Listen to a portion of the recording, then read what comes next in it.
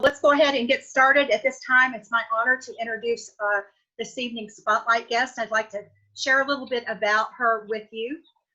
We have Angela Tucker with us tonight. She is an internationally recognized speaker on issues of race, identity, and inclusion.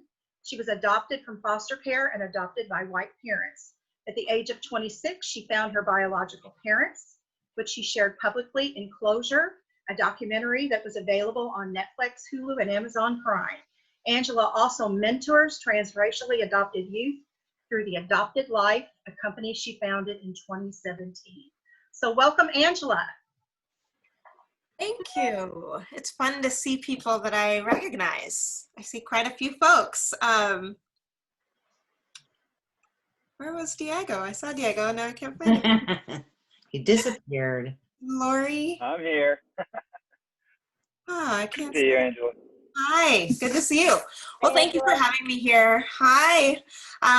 Yeah, so I was hoping to do just a little bit of a different evening than the typical happy hours because I think it's really helpful for me to know where folks are coming from, what they're desiring to talk about. But I'll share just a little deeper about myself. Hey, Jasenia, yay.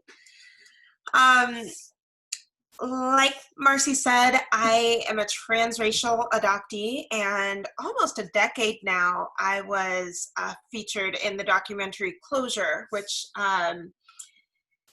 originally was intended to just be home video footage for myself. I was working at an adoption agency around the age of 21 when I first started I was allowed to formally start searching for my birth parents who I was born in the state of Tennessee. So around that time, I'm doing home studies for families who are trying to adopt newborns and are really resistant to openness while I am just embarking on finding my birth parents after going through a life of closed adoption. And I was realizing that the very thing my clients were fearing is what I was going through, yet I had established a relationship and trust with my clients. And so I felt like, why don't we film some of my journey and I can share it with my clients to basically show how important openness is and how harmful it had been for me to grow up not knowing my birth family. And so I began searching for my birth parents at 21, but it wasn't until about 25 that I made any real progress and found myself and my family in Tennessee as we had thought we located the right people. And so through this journey, which you're welcome to watch on Closure, you can find it. If some of you have seen it, you can ask questions about where things are now if you'd like. But my husband was not a filmmaker at the time. He just simply videoed with a little video camera that we had the first trip, and then we were really starting to see how valuable this could be for the adoption community to just kind of pour over, and I was willing to use my life journey to help educate, especially for the purpose of moving towards openness and allowing more open adoptions in the future. And so when the first time I went out there, my birth mother says, we reach her door and she says, I don't know who you are, please leave. And so I leave, and about a year later, she calls me and says, actually, yes, you are my daughter. And I'm ready to accept you now. And so at that point, my husband decided to kind of invest in a nicer camera and some nicer equipment because we were like, you know what, I think this could actually be made into even more than just a little home video.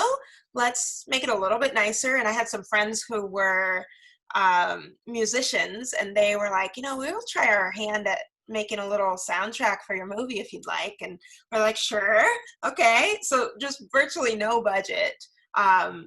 And so on the second trip, we went out and filmed kind of the official reunion. That was the time at which we went back to the agency that I was adopted through, which was Bethany Christian Services, and my mom said, we've been sending pictures and letters to Deborah, my birth mother, for 18 years of Angela's life.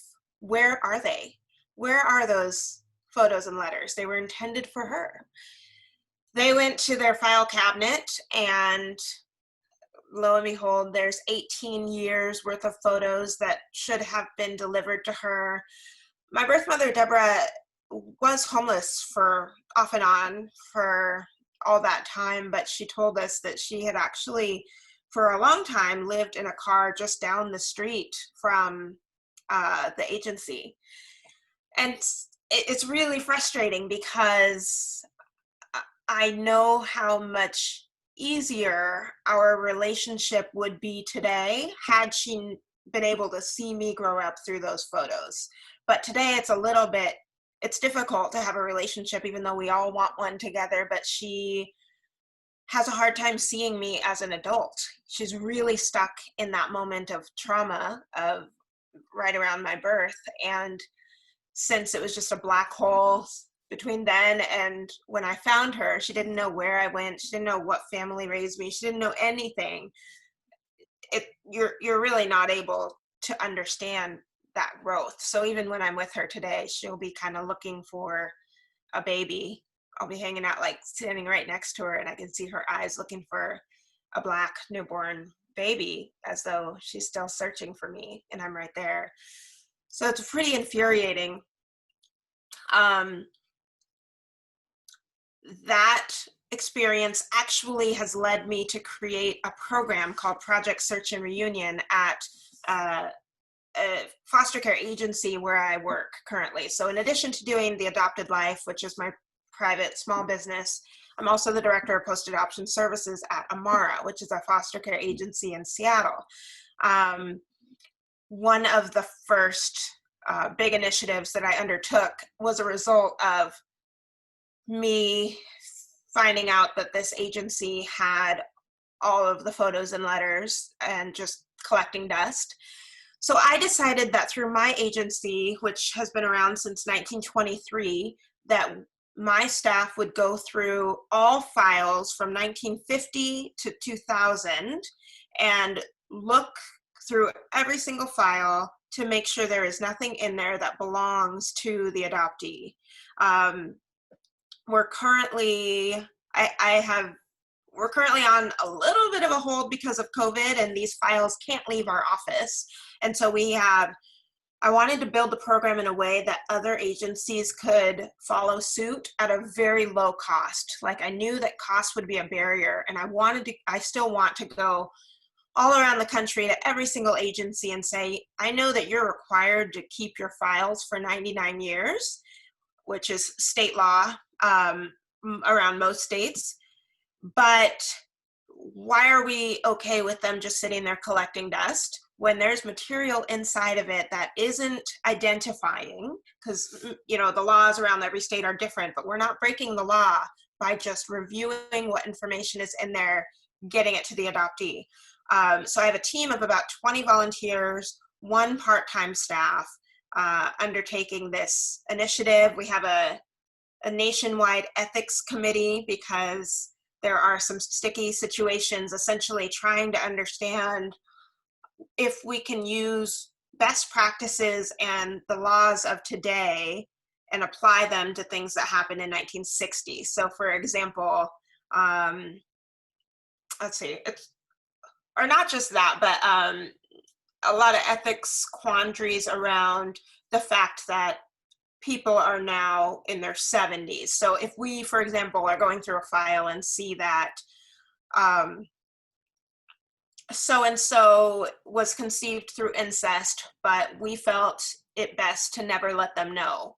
So in the 1950s and 60s and 70s, like, secrets are huge. And so there's a lot of notes in these files from social workers that are like, we chose not to tell them this, or birth dad stopped by and was interested in learning about his son. We chose not to tell him because he smelled like smoke, or just interesting things. I don't say crazy because I think that all of these social workers did the best they could at the time, just like we are doing the best we can at the time. And maybe in 30 years, people will look back on our work and be like, what? They did what? So trying to have a lot of grace for social workers back in the 50s and 60s, but you know, if an adoptee is now in their 70s or 80s, how do we tell them that they are a product of incest, and should we? I firmly believe an adoptee should know their entire truth, and so typically it's good to have this ethics committee to kind of slow me down, think through everything, think about how to give people autonomy and choice when we reach out to them. Through these files, we've also found jewelry that was supposed to be given to the adoptee. There's been notes like back in 1960, a birth mom might write a note that says, "Please give my child this necklace on their 16th birthday." And because our agency and many agencies didn't have a dedicated post-adoption service program, there's no one there to catalog that, to track it. And so it just simply goes in the file and is shut away. So this project has been absolutely incredible, incredibly scary too, because people have been denied their information. It's been interesting because I was prepared for a lot of pushback or anger. There were, let's see, when we first started this project, a couple of the first ones we looked at, my agency had this kind of waiver system where if an adoptee called in, they might say, if my birth mom or birth dad ever contact you, please waive my confidentiality and give them my phone number, my email, whatever, just give it to them. I want to know them. And at the time we would say, okay, and if your birth parents also fill out this waiver, then we'll connect you. My first few files were waivers on both sides coming in at different times. Like one came in 1965 and one came in 1973. Waivers from birth mom and adoptee saying, I want to meet you, I want to meet each other, and nothing happening. And so I was really alarmed by that, and went in, and then we would try to find these people and let folks know. But I was really nervous about anger because we had not followed through on a promise that we made, essentially. However, all we've been receiving, my team and I, is thanks. And I find it to be really interesting, especially as I think about the adoptee personality, identity, that I've met probably 10,000 adoptees since I've started doing all this work, and common trait is kind of that chameleon thing, feeling like I'll just take what I can get. Thank you so much. No feeling of agency or control. And so I've wondered if that's been part of this, that when I say, in 1975, you were supposed to have this gift. I'm so sorry, we didn't give it to you. And they say, thank you, like now is better. I'm glad I have it now, at least. It makes me think about adoptees and how we have just kind of been conditioned to be like, all right, I guess this is the family I get. Like, okay, I guess this is the life I get. And not having a place to be like, how could you? Because I think if this wasn't an adoptee project, there would be a lot more hurt and anger that was expressed right at that moment. So that part has been kind of interesting to me. So that initiative is called Project Search and Reunion. Very dear to my heart. I've been, since my team is doing good, working on these files, which is just overwhelming experience. It's like reading a novel, but not your story yet. The law makes it so that the person whose story it is, they can't have it. And some of these paper, it's like onion skin paper that just can rip right away. It's just, I love this team of volunteers who are so dedicated, treating these papers like gold. It's really awesome. I have been chatting with Children's Home Society all over the country who have done a ton of adoptions. So one of the agencies I just spoke with, they have 16,000 files collecting dust, and they aren't quite ready to work on it, but I'm trying to sell them to be like, we have the manual, here it is, this is all you have to do. I have spoken with another agency who has a room full of gifts. So they cataloged these gifts, but they haven't gotten them out to the people, and they've been around since 1910. So that breaks my heart. So I'm just starting to share more about this project in the hopes that others follow suit. My other work for the adopted life is really focused on,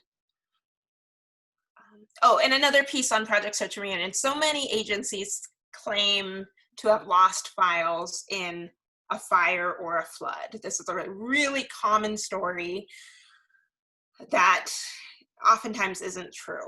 And that's been something I've also been trying to have some discussions about as well. So that project, even though it's through Amara, fits with my mission of the adopted life work, which is all about centering the adoptee, bringing all conversations back to the adoptee's perspective, the adoptee's point of view. This is something that's for years, for decades, been overlooked. The most recent example would be Amy Coney Barrett and her Supreme Court hearing process, and having the kids sitting right behind her and her doing a little bit of talking about the kids' stories. Her two Haitian adoptees were right behind her as she speaks about their trauma to the world. And if you read her opening statement through the lens of the adoptee, it becomes much clearer to hear the microaggressions, but our society is really focused on the good-natured and well-intentioned adoptive parents. So one of my huge goals is to try to flip the script and help everyday folks see the world through the adoptee's lens when talking about adoption.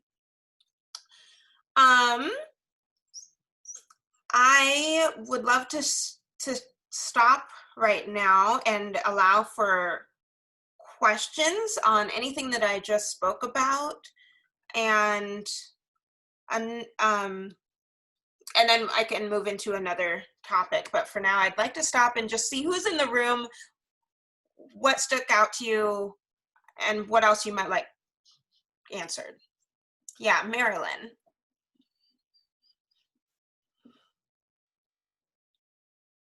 Okay. I'm from Kansas. We did this exact same project many years ago. And about 8 years ago, a building was closing down that had records in it. And whoever was in charge of that building said, we have this room filled with things and we aren't sure what it is. So I was diving in. Oh my God, these are keepsakes that should have gone to adult adoptees. We organized everything. We put each keepsake for each adoptee in a manila envelope, some small envelopes, some large envelopes, have them organized in a file cabinet, and we have a room for keepsakes. And we're getting that stuff out to people. It is so important. I'm so glad to hear you're doing that. And we had jewelry, we had letters, amazing amount of letters from grandparents that wanted to get to the adult adoptee. And the other thing I wanted to say, it's so important when someone is conceived through incest that they get that information. It not only affects their health when you're swimming in a rather shallow genetic pool, but all the people after that, the kids, the grandkids, it explains so much. Yes. And absolutely, they need that information. Yeah, and in that case, they be there. They absolutely, we gave it to them, of course. Yes. The conversation was with the ethics committee went a little bit more towards making sure that we could support all the kids of the adoptee and everybody, making sure we had supports in place. Right. But yeah, absolutely. Yes, exactly. So really thank you. Yeah, I'm so glad to hear that had done this, have started it. it feels neglectful to Yes. not do it, and we're taking advantage of oppressed folks, people who don't know this is there for them and therefore we don't do anything, or people who don't historically have not had power, like birth parents, to just call us up and say, hey, did you follow through on that thing? It's not likely because of the oppressed nature of birth parents. So that is so great. Yeah. Thank you. Rich. Hi, Angela and everybody. How are you? Hi. I just wanted to share a little bit in Colorado because some of the laws that have changed and making friends with folks at the Department of Human Services on their own initiative. Once they got what this was about, they realized that a lot of their records were deteriorating. And Yeah. so on their own initiative and on their own nickel, they created a digital database Really? where if you were a ward of the state, like you came through the state home or were adopted through the state, or if your records were part of a closed agency, they've now archived them and will send you an encrypted file for free. Wow. And so we're really excited about that. And that's something I know you're going to do a workshop at our upcoming ASRC Influencer Forum. And so that might be something we can brainstorm a little bit more about is not only with private agencies, but how to get government entities involved. That would be huge. I want to learn about that because we've been talking about how to fundraise, to digitize, and then we've been talking about what to digitize because handwriting is irreplaceable. You know, like when I get Absolutely. things from my birth mother with her handwriting on it, I'm like, I do not want to see that on the computer. I want that. So, but I do think we can drastically reduce the file sizes with just those things and have everything else digital. I would love to learn more. That is so exciting and surprising. I love it. Yeah, not all the social worker ladies are evil. No, and I definitely never would say that. I do think that there are a lot of social workers who promised things to birth parents in 1950, 1960, when that was the norm, when that was accepted to say your child will never find you or something to that effect. And that those same social workers, if they're still working now, it does present a real big conflict inside their heart. But definitely not evil, just that we were working with a different set of knowledge at that time. Well, yeah, and they made promises in excess of the law even then, which has been problematic in terms of legislation. Mm-hmm. Just because people will stand up and say these women were promised confidentiality, but whereas if your law had a provision that you could get a court order, it was an unenforceable promise. So It's incredible how many adoptees still don't know about the laws and about the fact that their birth certificates are amended and that they have originals. So many folks don't even know that language. And in 2014, the law changed in Washington state where adoptees could request their original birth certificate. And that's when we've had a lot of calls about like, what does that even mean? What do you mean I don't have my original? And the same was true for birth parents, that in Washington state, this law meant that birth parents could go to the state and block it if they didn't want their child to have it. But that part of the deal wasn't widely made known. And so many birth parents didn't know they had that option. So there's just a lot of issues within about what the law means, what it says, what they can have, what they can't have. Something that's been really cool with this project is the intangibles. So not the necklaces and the cards, which are so wonderful, but I remember one story. in the notes, there was a woman who she was pregnant and about to give birth. And for some reason, she was chatting with the social worker about her hobbies and stuff. And she described herself as a horsewoman. And that went into the notes. And when my staff was writing the non-identifying letter to give to the adoptee, my staff had in there the word horsewoman. And I said, is that a typo? Like, should it be 2 words? Is that your words? Like, where'd you get that? She's like, oh, it says it directly in here. And I wanted to share it with the adoptee. And I'm like, yeah, okay, well, maybe put quotes because that's a weird word. And I don't want them to think we made that up or whatever.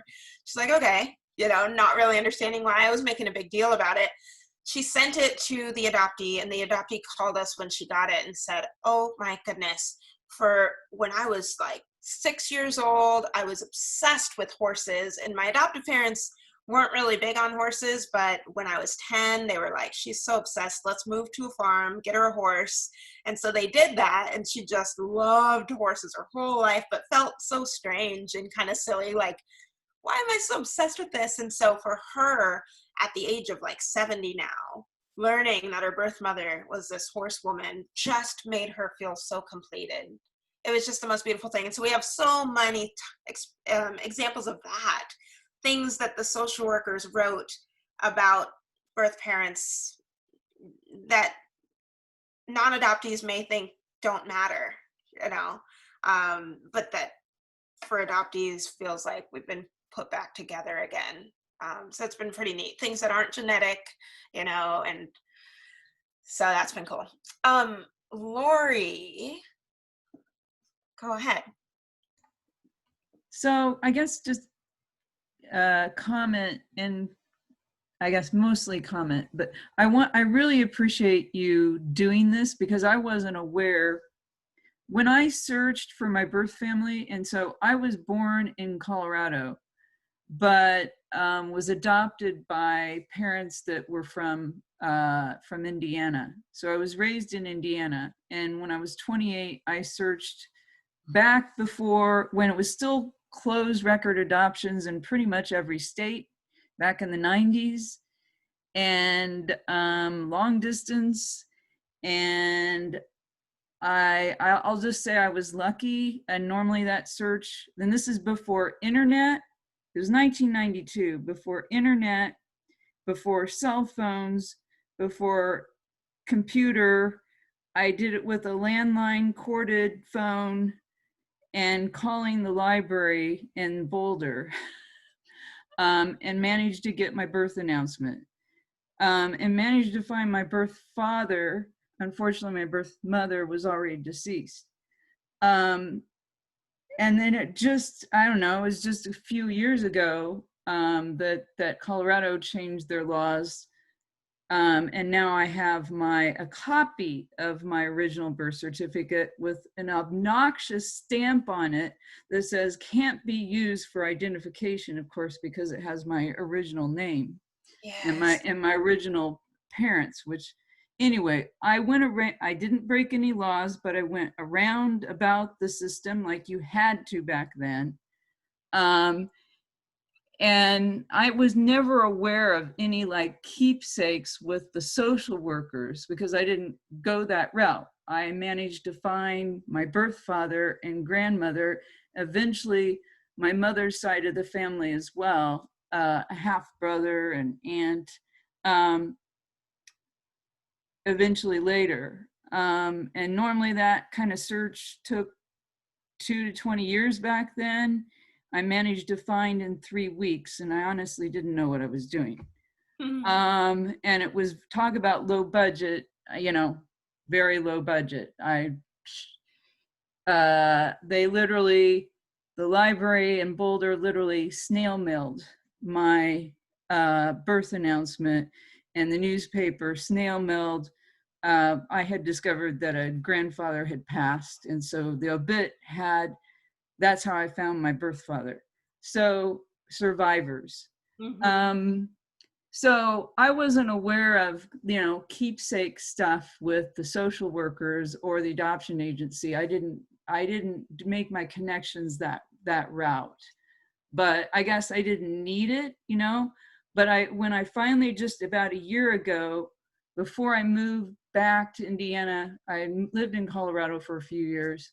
Before I moved back, I had learned online that they'd changed their laws, and I wanted a copy of my original birth certificate.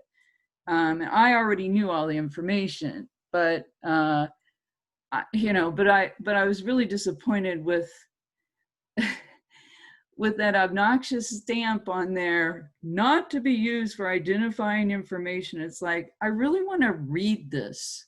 Anyway, I appreciate what you've done. You're saying that the stamp covered up information, so you couldn't. It's hard to read. It's hard. I mean, I can still kind of see, you know, both of my birth parents listed and my original full name and everything, but it's very large and it's very obnoxious, and it does kind of obstruct a little bit.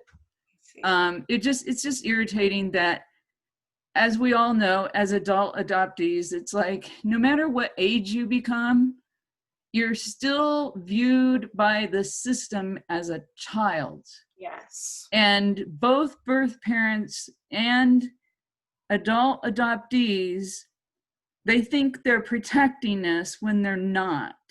Yes. And you know, I think all the laws that were made probably in the 20s, 1940s, whatever, that maybe finally have been changed, were made to really protect the adoptive parents, Yes. not the birth parents, not the adult adoptees. What I'd still like to find, I had read this book back in the 90s, you know, like a local adoption support group was recommending this list of books to read. One of them was by some psychologists dispelling the myths around adoption that a lot of people just assume and believe. And anyway, I remember one of them was about birth parents, and like over 90% of birth parents actually want to be found, including the birth fathers, because Yes. they surveyed them. Yes. They want to know, is my child still alive? And even, I mean, my birth father was thrilled. So, of course, it was bittersweet. You know, I had some family members that didn't want anything to do with me and rejected me, and some that were thrilled. Sure. But I guess I kind of had that in my adoptive family too. That's why the myths really irritate me. The other myth is they assume that adoptive parents are all extra loving to want to adopt, but they're human too. And there's actually, I read another book where there's actually been adoptive parents that have been abusive to their children. So, you know, what was it? Who was that? Joan? There was an actress that did that. But anyway, I just appreciate what you've done. Thank you. Yeah, there's many stories of adoptive parents who have abused their children. You know, it's not a one-off, which is why I work so hard to amplify adoptee voices, because it will only help dispel the stereotypes and the myths that aren't just coming from the system, but from society as a whole. I wrote, as part of an anthology, a book called Perpetual Children, Dismantling the Stereotypes. So a bunch of other adult adoptees and myself wrote this anthology to talk about that, how we are seen as perpetual children, and how people as an adult call me, oh my gosh, you're an adopted child. Wow. You know, that is how we will be seen until we take the reins and change that, which is what I'm trying to work really hard on. And November is coming up, National Adoption Awareness Month. That's a time when a lot of adoptees use the hashtag Flip the Script, which originated out of our 2014 campaign to hear directly about the adoption experience from the adoptees. And that was a really successful campaign. But the kind of evangelical communities definitely drown us out more even than adoptive parents. There is that World Adoption Day, which is spearheaded by a, I don't know if I want to say pastor, but he's kind of like a celebrity pastor kind of person in LA. And he's gotten his whole congregation to draw a smiley face on their hand and hashtag World Adoption Day to say adoption is so beautiful. And you'll see this year that celebrities will do it. It's not Rick Warren, it's a different pastor, Jamie. Celebrities are on board, lots of people are on board. A lot of adoptive parents are drawing smiley faces on their 4-year-old child's hand and putting it on Instagram and Twitter. And these are the missions that we're trying to adjust, because it is only misrepresenting adoptees. And we know from the American Academy of Pediatrics that 1 in 4 adoptees who seek therapy attempt suicide. And part of it is because of this gaslighting, this continual feeling that adoptees need to uphold the society messages that adoption is just the most beautiful thing. And that can just be absolutely crushing for so many adoptees. And there's not a lot of space to say, actually, this is confusing. And I host the Adoptee Next Door, a new podcast where I have guests on who have different beliefs than I do. And I really, it's another attempt for me to share different perspectives. We're all adoptees. All of our experiences are valid.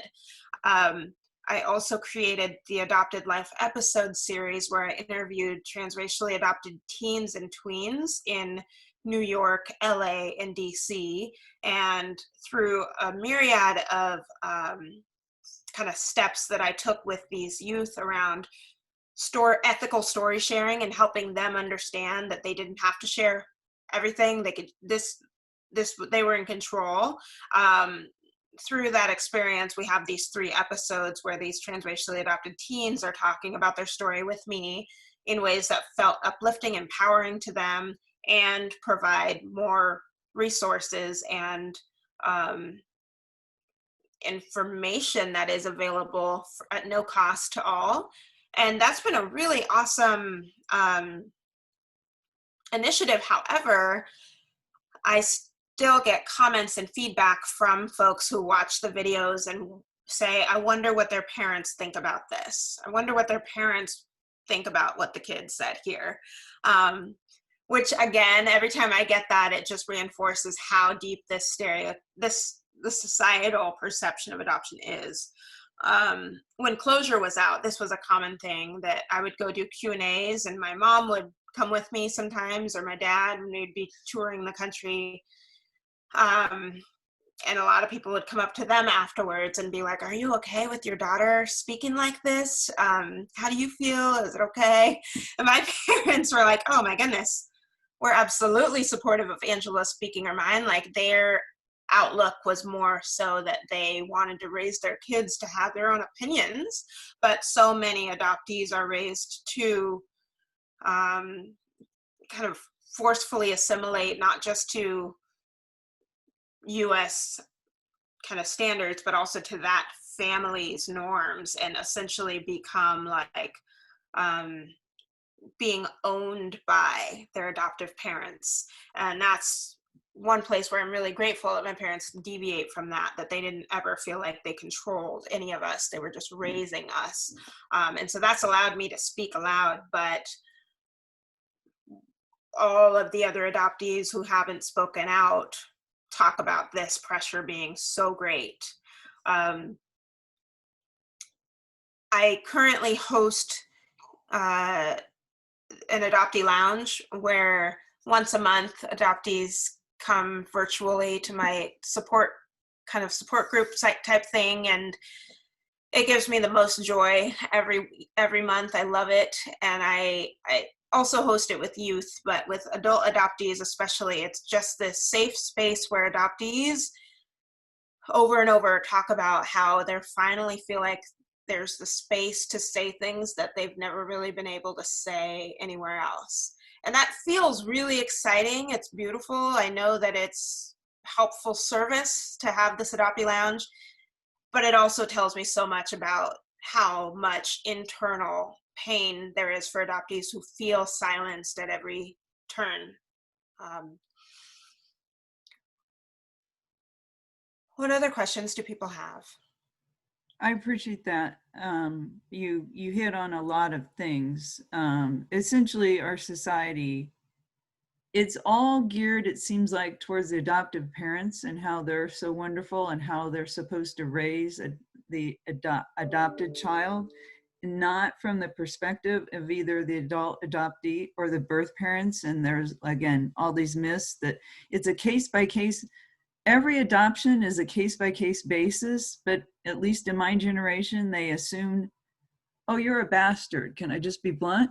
And then there was like no respect for the adoptee or for the birth parent. And that's not always the case. But even if it is, it's not, it's not the child's fault. The circumstances are not, they're all different circumstances is my point.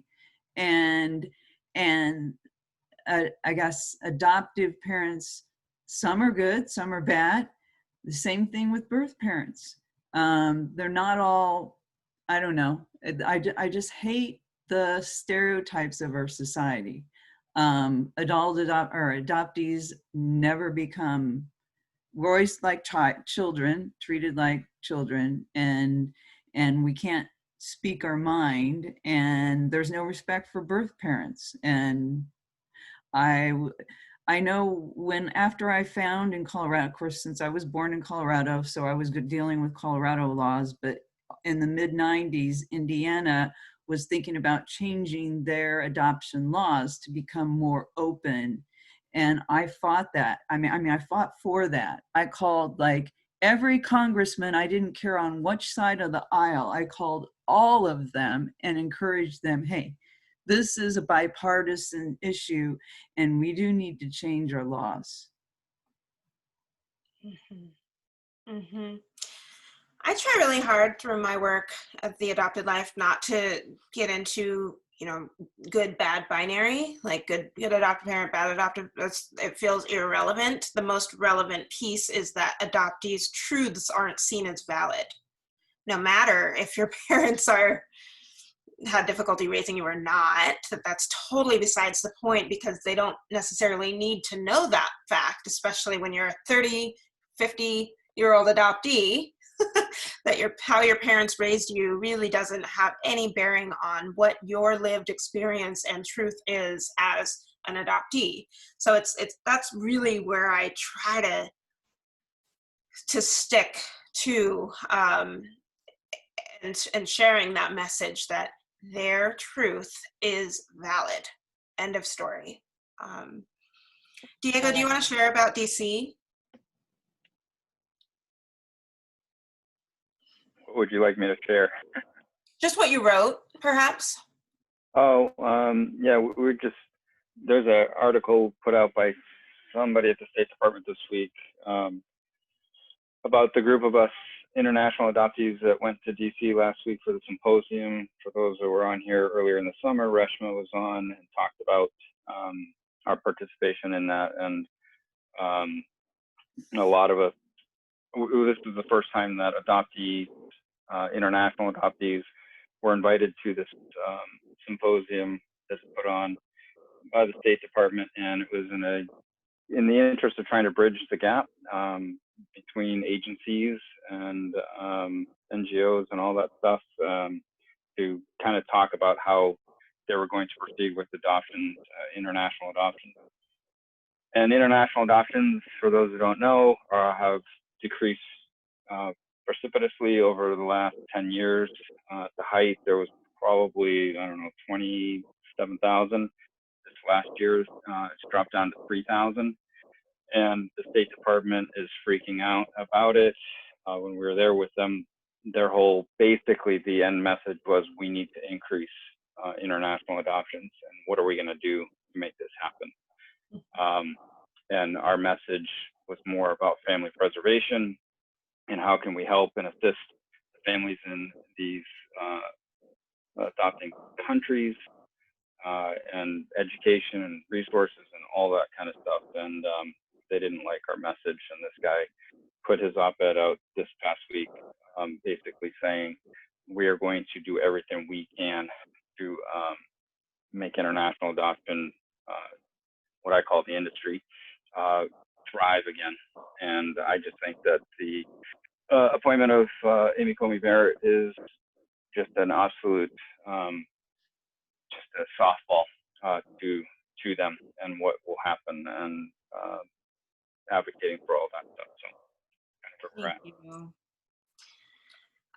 In kind of bouncing off of Diego's talking about international adoption, I'm so excited because I have one of my other initiatives is creating this adoptee manifesto, which I know Daryl has behind him and Jasenia has one. And this is something that I wrote over the series of years that I was traveling with the film.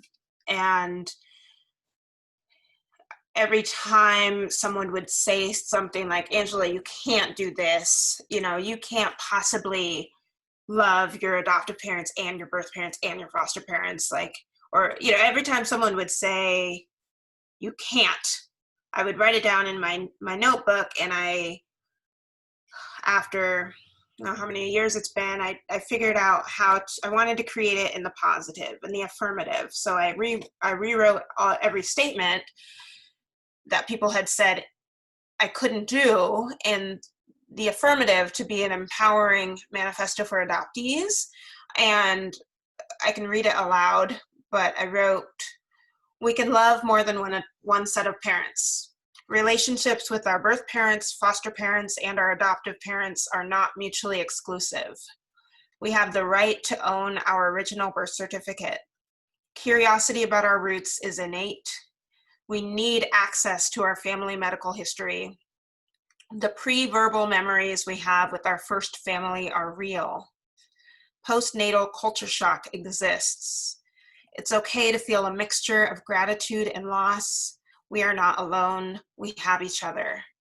And in connection to Diego's point about international adoption, is I'm so excited that there is actually a US-born adoptee who was adopted to Italy. I think sometimes we forget that the United States is also a sending country, which is wild, but this US-born Italian adoptee is wanting to partner with me to translate this into Italian. So we're working on that right now, so that we'll be able to offer it to Italian adoptees. And I'm just really hoping that I can work with other adoptee-centric organizations. Like, I'm just going to send her a batch, and they can keep the money and use it to further adoptee-centric work. I'm really hoping to partner with adoptee-centric orgs all over the world to translate this into other languages. So it's really special and precious to me.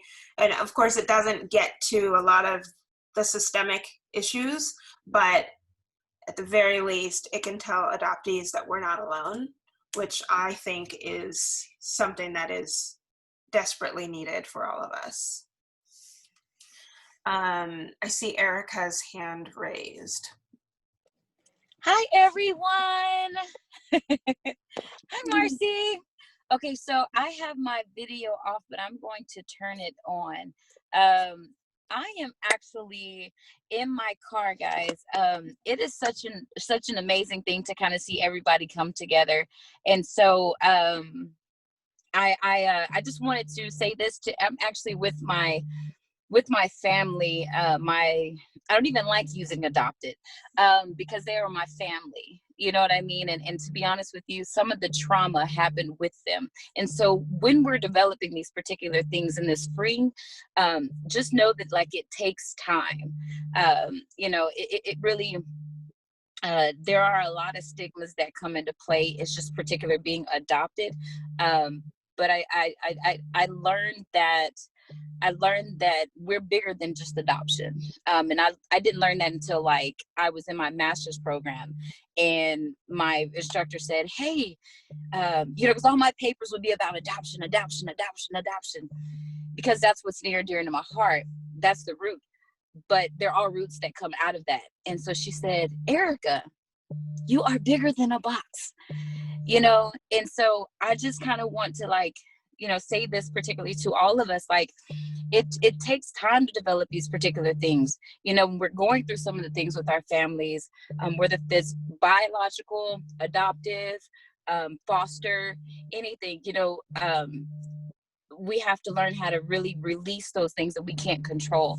And so, yeah, we're more, you know, we have lives, we have families, and I just wanted to kind of get on here and just kind of appreciate everybody for just kind of chiming in and saying these things, but just know that everybody's story is different, and you can bring a piece to that so that that root can kind of be splurred out, and you can kind of make a difference, because it just takes time. That's really all I can say. You know, I tried to reunite my biological family with my adopted family, and it just kept clashing. It just wouldn't do it until, you know, I actually was like, okay, fine.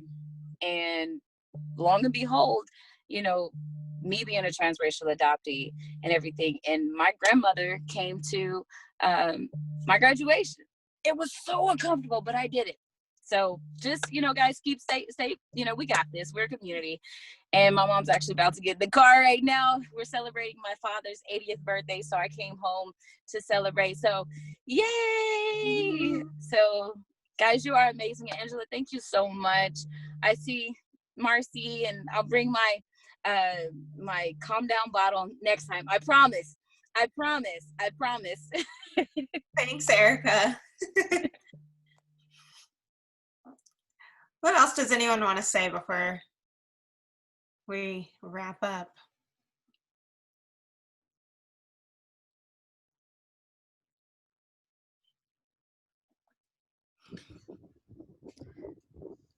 I have a question for Angela about the playbook that you are writing for adoption agencies to do the project search and reunion. Like, is that something you're going to publish, or is it proprietary to your agency? But also, what if anything we can, those of us that don't work at agencies but obviously are passionate about this, what can we do to support the evangelize of that project to other agencies that we know, you know, need to have open their minds and become adoptees first? So, two-part question for you.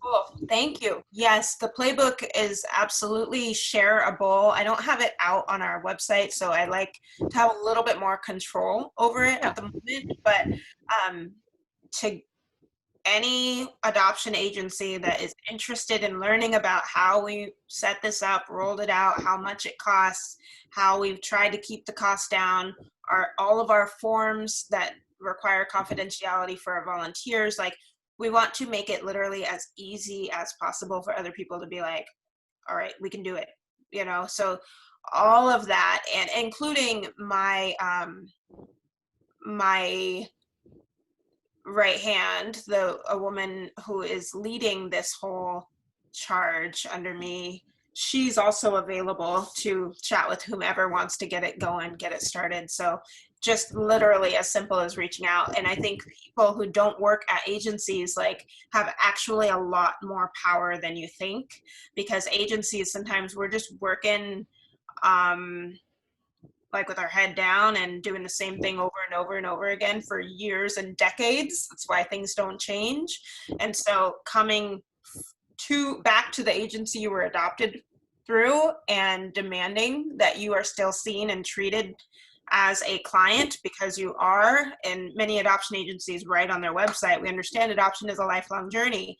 If you understand that, then put your money where your mouth is and care about me. I am not just a file in your storage collecting dust. I have, in my opinion, it's a little bit of a work of reparations that agencies should be taking on, that we have a responsibility to right the wrongs that our sector has done over the last decades, you know, and that's can be hard for agencies because, you know, I could say I wasn't here in the 50s, I didn't do XYZ. That is really problematic. I don't think any meaningful change will happen if all of us cop out like that, but instead to take responsibility as a whole to say, I am responsible. If I am working within this sector right now, then you are responsible for the ways that it is racist, that it is adoptive parent centric, that the ways we oppress birth parents, the ways that birth fathers don't have a voice, and the files that are sitting dormant. Like, all of these things are actually our fault if we are working within the system and not bringing those up, even though we may not have started the issue. So I don't let any of my staff ever feel like they're off the hook by saying like, oh, I wasn't there. I don't care. You know, it's a little bit like growing up, like I have a big family of 7 people, and if some of my siblings like left their dishes out, any of us still needed to clean it up. You know, like it wasn't okay Right. to just be like, that was theirs. They did, like, we didn't get any space to do that. Yeah. Clean it up. And so I take that kind of principle on in this area. And so with regards to, you know, not working in an agency, but feeling like this is important, there's a video out that shows me with one of the people who we supported, and it was done by our local TV station. You can just share that with whatever agency to say, look what they did. Can you also undertake this? Reach out to Angela. That would be lovely. That's awesome. Yeah, well, I think what you're doing is great. I mean, I hope that I'm around long enough to see it scale and you know, become sort of the norm. So thank you for taking those first steps, and yeah, keep going. And I feel like, you know, those of us that are brave enough to reach back out to our agencies, whether we had a good experience or bad experience, just in the nature of educating young social workers so that they don't get tainted by old ways and they stay fresh and committed and, you know, learn it the way that we want them to be. So I appreciate everything you're doing. Yeah, I mean, I also am working at that end as well. Right now I'm developing a curriculum for the University of Minnesota's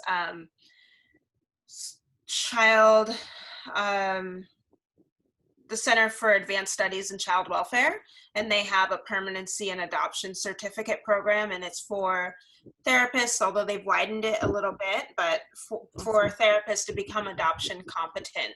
Yes. And so that level, at that early point, Yep. therapists, you know we have some people have shared their lived experiences of ways that therapists have harmed them because they did not understand adoption. And so that's another way that I'm working at kind of more systemic level, which is to say adoption competency is a requirement if you're going to see adoptees in your practice, that just understanding loss is not enough. And so that's been really exciting, but I'm trying to hit it at multiple angles.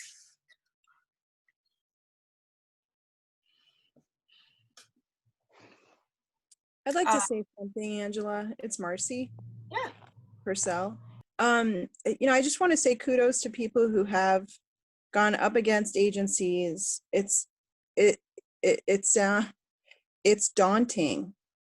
Advocating for yourself, speaking up for what you need that you don't have a legal right to, can be really, really arduous and emotionally draining.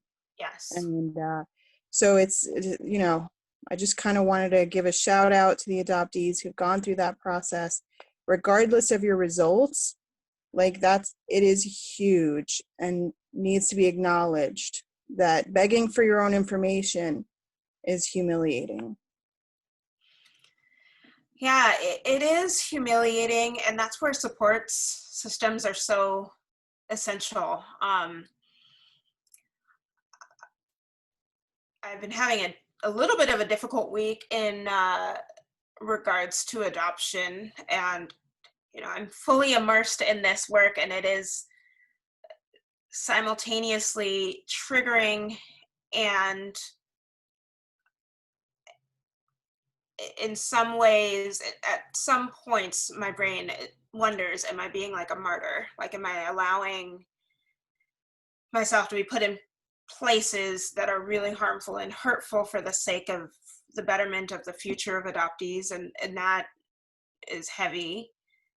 I have folks that I can reach out to, but last week I was recording a podcast that isn't out yet, and I've told some folks about this, a couple people who are on the call actually right now, but that kind of has shifted my week a little bit, in the sense that this podcast, they had a game to play at the end of the show, and their game was, their plan they had said for me was that they would talk to me for a half hour as an expert in adoption. And this was a podcast where the host knew nothing about adoption. The audience is not an adoption specific audience. And so I was like, great, I really want to talk to the masses about the complexities and nuance of adoption.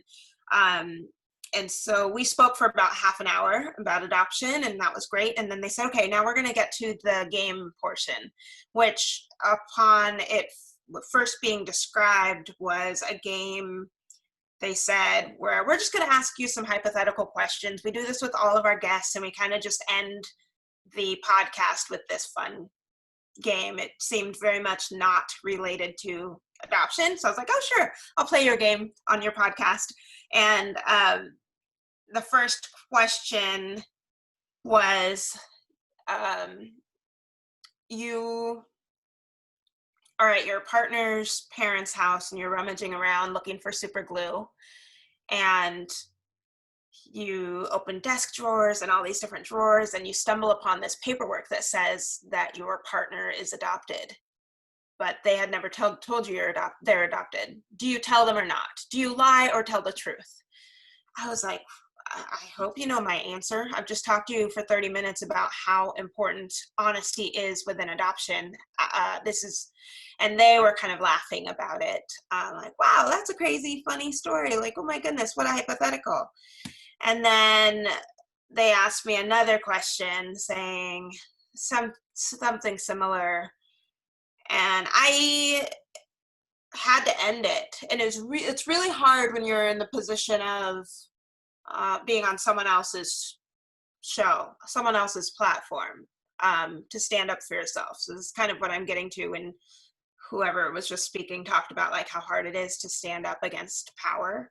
And this is kind of a bigger show. And so I was like, you know what? This is not a game to me. Adoption jokes are not funny. In fact, people kill themselves over it. I'm working with so many youth who have to endure jokes in their classroom.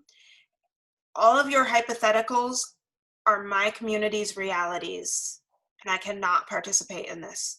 It was so hard and absolutely drained me, because their response was like, oh my gosh, I didn't realize it wasn't a joke. Oh, I guess that would be weird if that was like your actual reality. And just going from being in communities that are well-versed in understanding the oppressive nature of all of this to bouncing into kind of mainstream, which is quite the opposite, it's hard.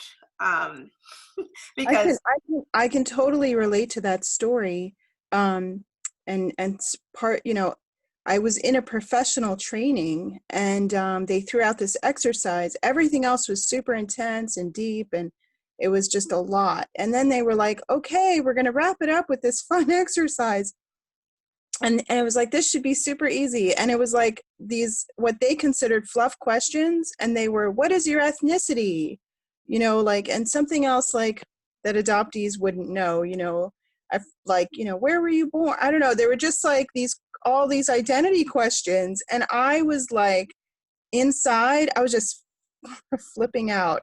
And after I, obviously I maintained composure, but afterward I ended up, conversing and letting them know, like, these are not fluff questions for your entire audience. Like, you need to be aware that, this is something to build into your training. And the training was specifically about mental health, and it was just like, wow. And I was glad to be able to educate, but like, yeah, it can come out of nowhere. It can come from left field.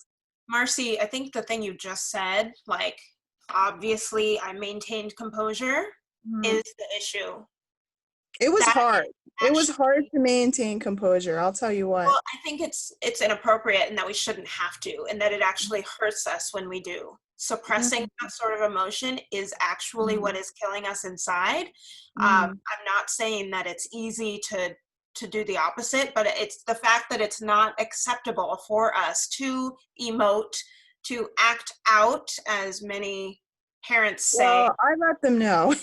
So they definitely knew. Yeah, I don't usually hold back. So they definitely completely understood by the end of that experience that was not great. cool. I think that doing that in real time more and more is what's gradually going to chip away, but it comes at a cost, at a price for us that is really difficult. Through some of my work, especially at Amara with adoptive parents, we're teaching them to advocate for their kids in certain ways, not by airing their kids' personal stories, which is inappropriate, or their personal traumas, but to say, when your kid's school does the bring in a baby picture assignment or do the family tree, or your doctor's office, and they assume that you have your family medical history, like, those are times when adoptive parents can be active on behalf of the adoptee community, and that is what an ally looks like as an adoptive parent. It's not, you're not being an ally when you're sharing your kids' stories to make you look like a great parent or a cute family, but when you're speaking out, especially before those assignments come out or whatever, that is what will help our community move forward to seeing adoptees as legitimate identities. I see Rich and then Peter.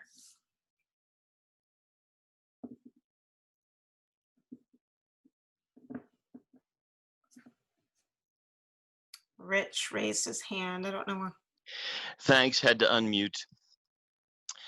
One example of what you're talking about with agencies is when I was working in the legislature to help change Colorado's laws, we had a big meeting with the heads of major agencies, and the discussion was whether or not to continue to have any kind of provision for a birth parent to decline the release of records and that sort of thing. And the woman who was a long time executive director of Catholic Charities said, if this bill harms just one birth mother, then we cannot have it. We simply cannot have this.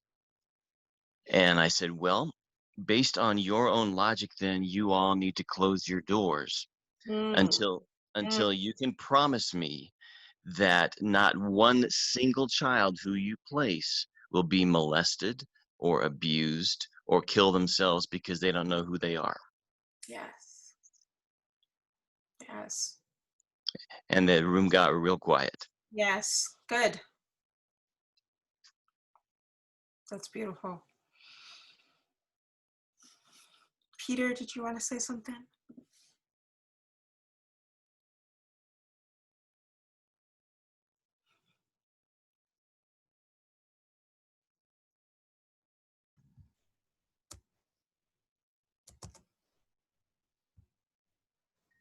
Hello, can you hear me? Okay.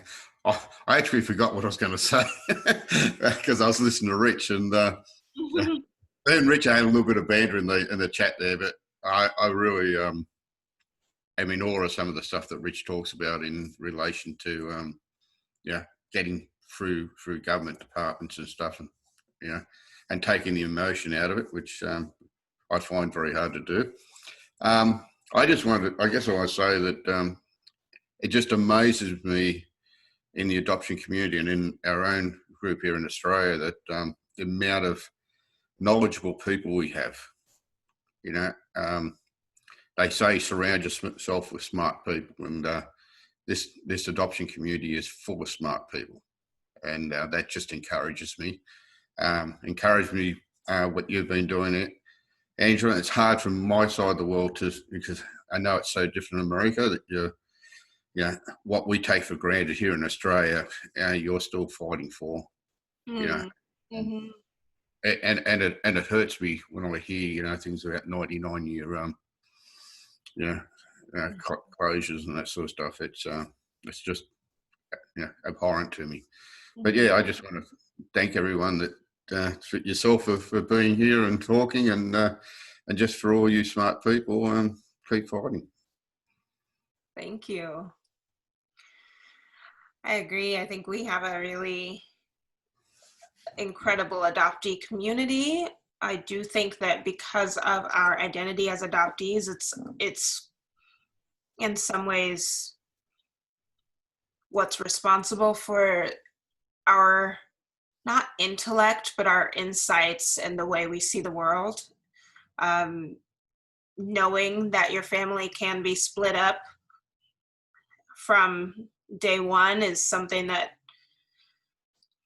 only 5% of our population really deals with. And as such, that experience colors our world in a way that a lot of people don't think or see. So sometimes it's hard to kind of be the only person to be like, wow, I didn't ever think of it that way. It's something I hear a lot, not just in adoption, but in a lot of spaces. And that's difficult because I'm like, how could you not see something this way? But then I think back to being an adoptee is one of like the major precursors for me to have to see things through a different lens.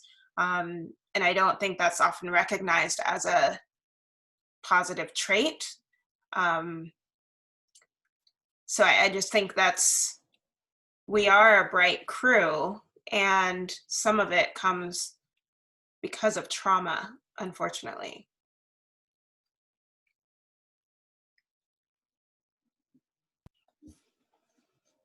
Hello. Mm-hmm. Hey, y'all, mind if I say something? My name is Oprah Fallon. I'm a transgenerational adoptee, international adoptee, and I do apologize for being late to this thing, but I'm glad I got eyes on it. Hey, Angela. Hey, people I know. I see Jay in there. So I guess, not to run my mouth, but a couple of things. One, it's a superpower, a burden and a curse always. Two, speaking to you, Angela, directly, there's a sprinkling of martyrdom in everything you do, but there's also like you are the captain of your own industry, so you set the boundaries and the rules and stick to that, and alleviate the pressure, or stand on somebody's neck if you got to. But there are people behind you, and we appreciate what you give and what you take. Three, I guess the thing for me is I got an ear to what you guys were talking about as far as, I think, with adoptees, memorabilia and letters and things that were found by people back in the 70s and 80s. And what I was sort of hung up with that, from what I can understand, and what I sort of hang up with in life in general, with regards to like, where is the outrage and the the hurt, and how we sort of have to be like, oh well, I guess that's how we have to be sort of grateful for what we get when what we get is shit.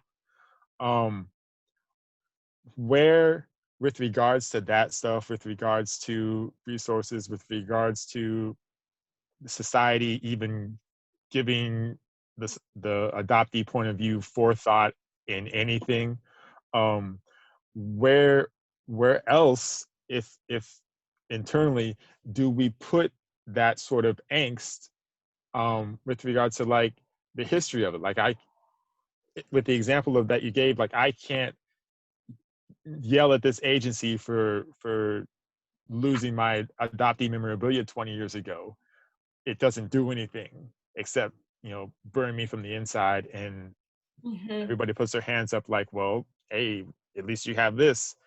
So if I fast forward to like today, and like where maybe it's not memorabilia or, you know, letters and things, but it's the seething anger and despair and the pain of how sort of marginalized, you know, the looking through the world through our adoptee lens is with regards to like Amy Cody Barrett, or just horrible adoptive parents, or just the sadness that we feel when, you know, suicidal ideation is a thing or anything like that. Like, where does that go if not internally, when we can't, you know, curse the heavens and the people or the agencies or the society who does this to us to any sort of ill effect without, you know, actually writing policy and, you know, doing that sort of thing? Because I'm just a black dude with, you know, with angst that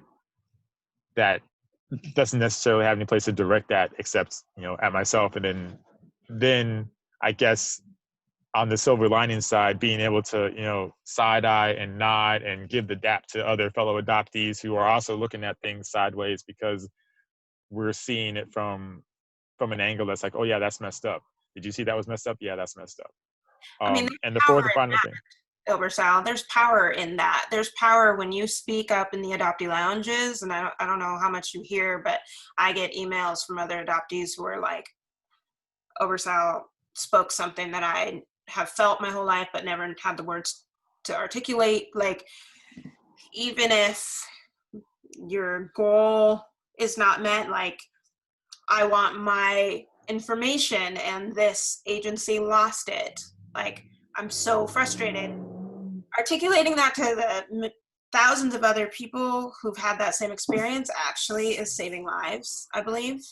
It's not the primary goal. And that's, I think, where adoptee support groups and stuff, that's where we are able to feel each other. Like, we can't get what we really want sometimes, but we can be there together and know I'm not the only one that won't get it. I mean, I think for myself, that's kind of where the word martyr comes. Like, I'm very angry that I didn't get to grow up knowing my birth mother. That is like one of the biggest pain points for me, and that cannot be rectified ever. I lost that because of a lot of systems and things and people not caring about her and all this stuff, but I've put all of that anger into creating a new model for openness for future. And it doesn't solve my pain.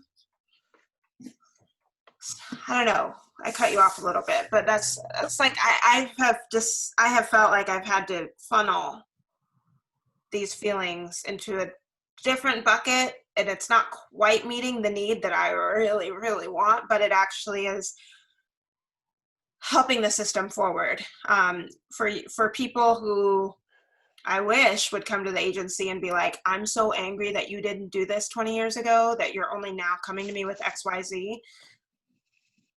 I'm like, please yell at me and say that, because if nothing else, it'll help all of my colleagues understand the importance of this and not to make this mistake again. Otherwise, I do think history repeats itself. I mean, yeah. And so you're funneling, maybe not all of that, but a lot of that is like, at least I see where that loss goes in terms of your youth group, like everything you've perpetuated since being this agent of change. And again, it doesn't fix everything, but there's tactical and there's a tangible through line of where all of your stuff, or where a lot of your stuff goes, that like I benefit from, where people in this lounge benefit from. And that's something. And so, yeah. And I say that to say, like, yeah, when say we're in a shared space and I'm yelling to the heavens at you or at people who are the same kind of angry, I guess that is a benefit. And if people get that from whatever the junket is I'm saying, then so be it. And I'm not sort of the agent of that, but also I don't have shit else. So I'm gonna be mad, and I'm gonna nod at people for being mad. The other and final thing, just I guess for a bit of solace, I don't know if it'll make any sense, but with regards to that podcast, like as I was doing research, and the interesting thing, not that it'll matter, and I really wanted to come. I want to see what they do to it, with regards to, like, maybe not putting you out there, but like you helped form. And anyway, so what I'm saying is, I listened to some of their stuff for context, just to see the nature, because like it is like I want to burn somebody's house down, but like I also want to realize who's this person's house I'm burning out, and are they just flat out this person, or are they something else? So what I've gathered so far with they're hard to listen to. I'm not gonna lie, because anyway, but they speak of intersectionality with intelligence, right? They speak of Yeah. LGBTQ issues with intelligence. They speak to Yes. topics of discussion with intelligence. And what I'm gathering with what little information I have is that the idea that an adoptee, and again, this is very Maury Povich, this is very Jerry Springer, like the sort of fun, let's take all these really interpersonal, joyous things on our end without any context to the pain and suffering and the suicides that we have to deal with, and let's put that out there, because despite how intersectional and how broad and intelligent we speak on a lot of topics, sex, relationships, queerness, all these sort of things, there was a wholly blind. Oh no. Not right then. He'll come back. I'm trying to think. I'll share on my adopted life, and Provided with that interview, and said, well, we're going to stick to our format despite everything we may have heard and remembered, and set this up here. And that's where they got hammed up, and that's where you justifiably hammed them up, because of all the people that I've heard run into that game with regards to joyous questions about fruit or sex or relationships, there hasn't been anybody so far, with the subject matter and the interviewee, where their individualism wasn't centered around the jokes or the game, right. in a detrimental way, outside of anything that those two were already familiar with. And since they wouldn't have any agency or familiarity with adoption, it didn't occur to them. And This podcast is not out yet, FYI. It's I don't know when they'll release it, probably in the next couple weeks, and I'll put that on my channels. I think their podcast is called Just Between Us. It is. And it would be nice to have a groundswell of support to be like, yeah, adoption jokes aren't funny. But yeah, I think you're right that is another thing for adoptees. Like, I think some of their other guests have been like investigative journalists, so they themselves aren't the topic, but they are experts on something interesting, or like but when I am personally identified with the topic, it is maybe a little bit of a wrinkle for people. That's right. Anyway, I'll stop. I forget there are other people you listen. But anyway, carry on.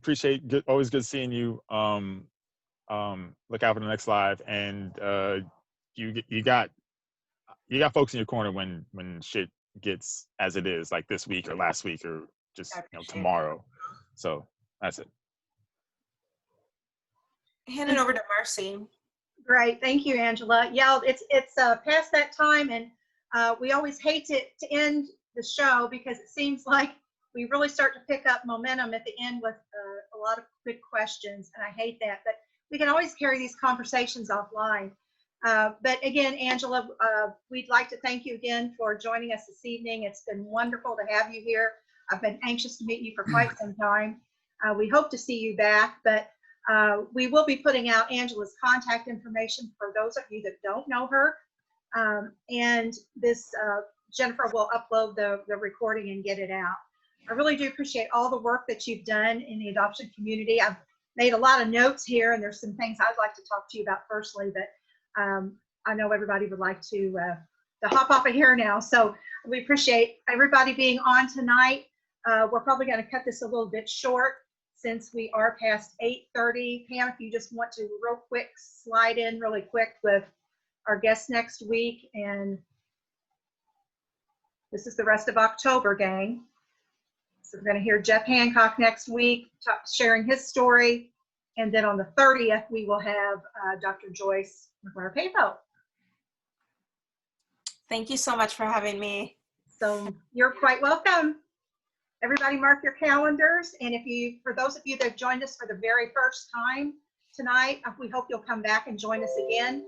We do have a Facebook page called Adoption Happy Hour. You're welcome to continue your conversation over there. And until then, we'll see you next week. Bye. Thanks, everybody. Real quick question. Since I didn't get in until the talking started, where can I listen to the recording? I'll send you the link, but it's on our YouTube channel. So if you go to YouTube, Okay. you type in Indiana. I hadn't worked there, but okay. Thank you. You're welcome. Have a good Thanks, night. everybody. Good night. Good night.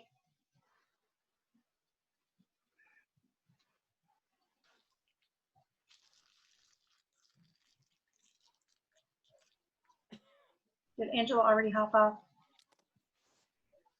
I know, but my thing wouldn't come off mute.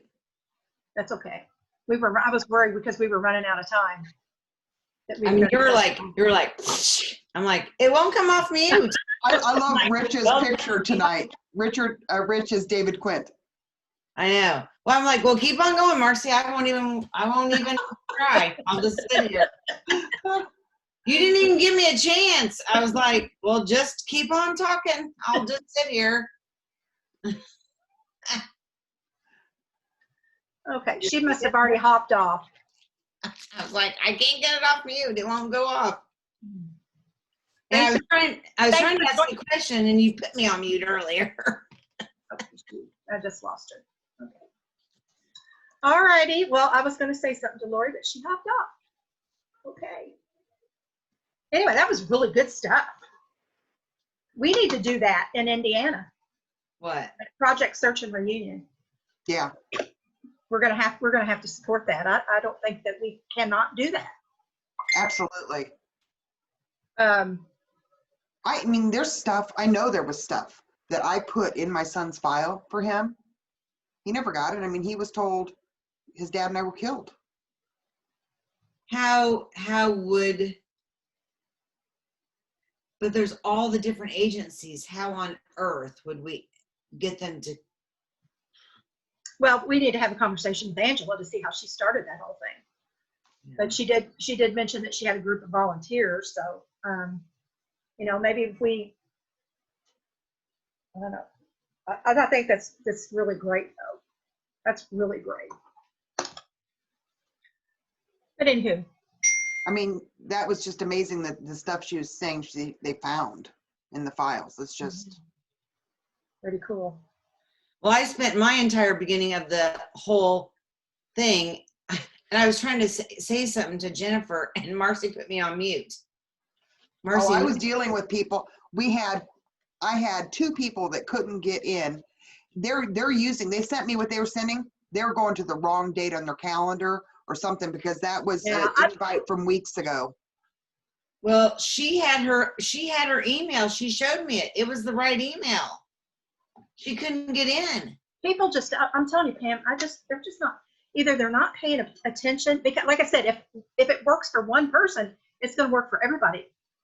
Yes. This says, I've got her email here. It says Friday, October 16, 7:08. Linda, you've got tickets. She was in the email and she couldn't get in.